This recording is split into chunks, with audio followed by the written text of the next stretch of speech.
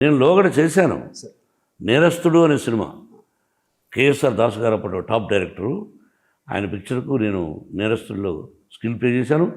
ఒక 6-7 సినిమాలు చేశాను నేను. ఎందుకంటే because I was assistant director. నా జీవితం ప్రారంభమైంది ఒక అసిస్టెంట్ డైరెక్టర్గా. ఫస్ట్ క్లాప్ బాయ్, ఆ తర్వాత దాన్ని అసిస్టెంట్ డైరెక్టర్ అంటారు, అసోసియేట్ అంటారు, కో డైరెక్టర్ అంటారు. అలా జీవితం ప్రారంభమైంది. టెక్నీషియన్ కులం, ఆ టెక్నీషియన్ కులంలో నుంచి సినిమా కులంలోకి వచ్చాను, నట కులంలోకి వచ్చాను. చాలాసార్లు చెప్పాను బ్రదరు, నేను డైరెక్షన్ చేస్తే సినిమా ముందుకెడదు, ఏదైనా 2-3 రోజులు జరుగుతుందేమో, ఒక 500 మందిని కొడతాను. ఎందుకంటే వాడు కరెక్ట్ అయినగా రాడు. ఇప్పుడు మరీ చాలామంది ఎక్కువ శాతం కరెక్ట్ అయినగా రారు. అడుగడుగు వ్యాన్లోకి వెళ్ళి కూర్చుంటారు. ఈ నిర్మాత ఏమి చేయని అసమర్థతగా ఉంటున్నారు కొంతమంది.